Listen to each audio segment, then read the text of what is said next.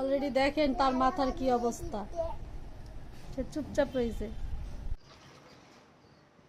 আজকে তো আয়েশার বাবার সাথে আমার ঝগড়া লাগবে, কারণ সে তার মেয়েদের চুল ফালাইতে একদমই রাজি না। কিন্তু এখন যেহেতু গরম পড়ছে, এই লেগে আমি আমার মেয়ের আজকে চুলটা ফালাই দিব। দেখেন আমার সাথে আজকে কি যে ঝগড়া লাগাবে, কিন্তু কিছু করার নাই, কারণ অনেক গরম পড়ে গেছে। আর এই গরমে যদি এরকম চুল রাখি তাহলে দেখা যাইতেছে মাথার ভিতর মানে গুটাগাটি উঠবে, তখন আরো বেশি কষ্ট হবে ফালাইতে। এই জন্য আজকে চুল ফালাই দিব। সে তো ভালো নড়াচড়া করে, ভয় তো পাইতেছি আমি। বিসমিল্লাহ। এই যে অলরেডি কিন্তু ফালাই দিতেছি। আস্তে আস্তে অনেক সময় লাগবে, কারণ যেহেতু ছোট মানুষ, অনেক রিস্কের বিষয়, অনেক আস্তে আস্তে কাজ করতে হবে, তাই না আম্মু? আরাম লাগবে, তাই না বলো? আরাম হয়ে যাবে। দেখতে থাকেন, আপনি করে অবশ্যই দেখাবো ফাইনাল।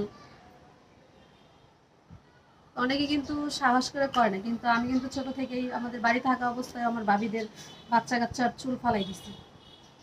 সবাই আমার কাছে আসতো, তো নিরিবিলি ফালাই দিতাম আস্তে আস্তে করে। অবশ্যই দেখবেন ভিডিওটা, দেখতে থাকেন, তাইলে বুঝতে পারবেন।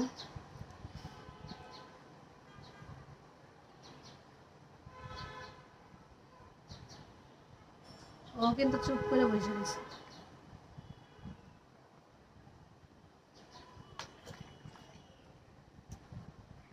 এই হইলো টাক করার পর তার ফাইনাল লুক। এখন তাকে আমি গোসল করাই দিছি। এখন হলো সামনে দিয়ে অল্প অল্প চুল রয়ে গেছে, সেটা আমি আস্তে আস্তে করে ফিনিশিং করব সে ঘুমিয়ে যাওয়ার পর। যেহেতু ছোট বাচ্চা, একসাথে এত প্রেশার দেওয়া যাবে না। আর ভিডিওটা যদি আপনাদের একটুকু ভালো লেগে থাকে অবশ্যই লাইক কমেন্ট শেয়ার করবেন, আর আমার মেয়ের জন্য দোয়া করবেন। অবশ্যই মাশাআল্লাহ লিখে যাবেন সবাই কমেন্টে। ধন্যবাদ।